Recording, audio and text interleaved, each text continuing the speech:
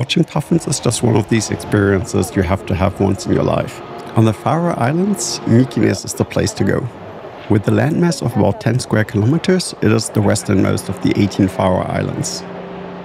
Getting to Mykines and exploring the island is a costly affair. The typical starting point is the ferry in Sørvágur, at least 3 times a day, and you might want to catch one of the earlier ones. We recommend buying the ferry tickets directly from the ferry operator, which is the cheapest one, and only about $6 per person. Due to the location of the harbor, it's also very likely that you will have to pay some tunnel fees to get here. Luckily, the tunnel to the airport is the cheapest one at just 100 crowns per trip, so about €12.50. If the weather allows, you will be able to experience some beautiful rock formations from the deck of the boat. If you plan to travel to Mykines, make sure that you visit during the summer months. The ferry only starts operating in April. During the long winter months, the only way to reach the island is by helicopter. During the winter, the helicopter is also the only option to supply the 15 permanent residents on the island.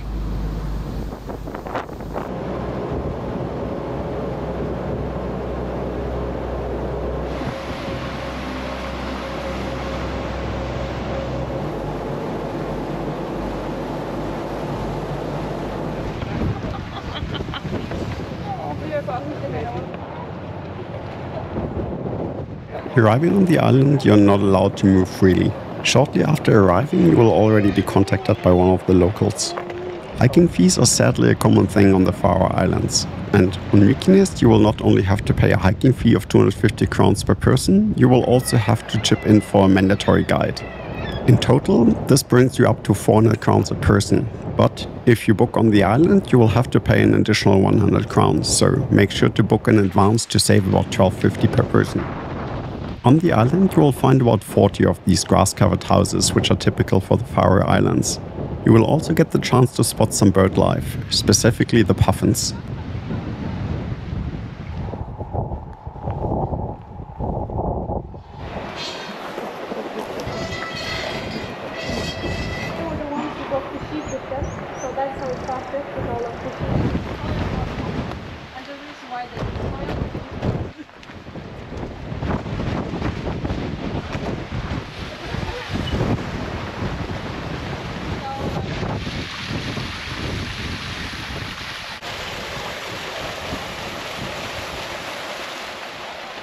The guided hike doesn't take too long. At first, you will move in groups of about 15 to 20 people through the village, and then up a gentle incline to the top of the cliffs. From here, you will move along the narrow path towards the west end of the island. During our stay, the bridge to the lighthouse was broken, so we couldn't get to the very far point of the island. The puffins are living in small caves at the side of the cliff. These caves are not visible from the side, so it is important that you follow the marked path so that you don't step into one of the puffin nests. The path is still close enough to the cliff that you will be able to experience the birds.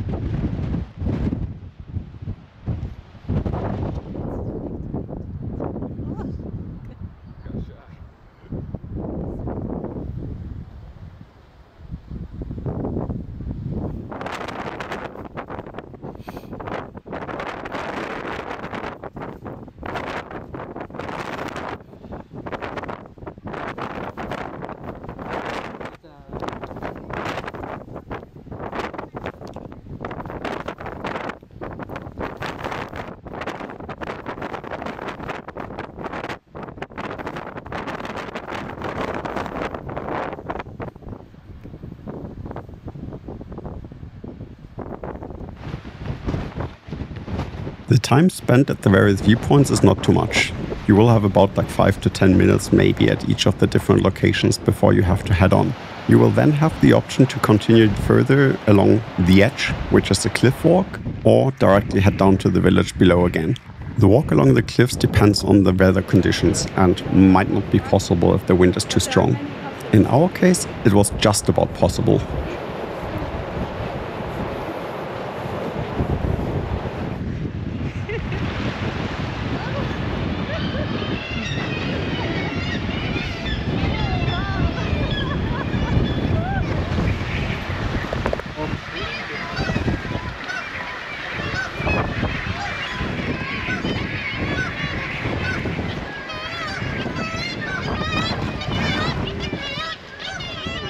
Oh, this is ridiculous. Like on top of the cliff, you were barely able to stand anymore from the wind. And just over the hill, it's completely wind still. Like if you're in the shadow of the cliffs, it's amazingly calm. But on the top there, oh my, that was rough.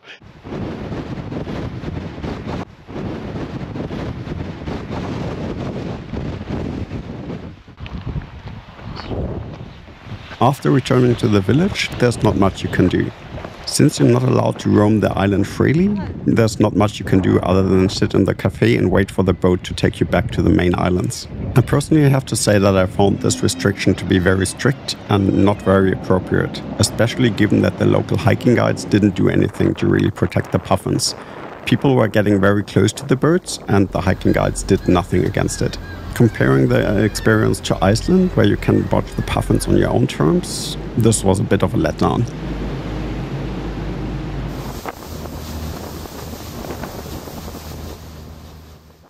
So, we made it, we are back.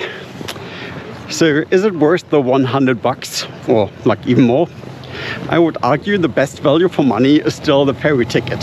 The boat over there, like, it's not spectacular, but it will get you close to some very impressive rock formations. But for the Mykonos island itself, you maybe get like around 10 to 15 minutes close by with puffins, and that's if you're lucky. Like you're supposed to leave quite quickly again, and like if you have two groups, the second group will kind of push you forward, so not a lot of time to actually take pictures or videos. And if you just want to sit there and enjoy the puffins, barely any chance to do so. But yeah, we kind of knew what we were getting into. If you really want to enjoy puffins, again, Iceland. Like if you want to see how our experience over there went, we'll link you the video down in the description to this video. The West Fjords, that was a lot better for spotting puffins, and no rush, no time pressure, just enough time to enjoy the birds.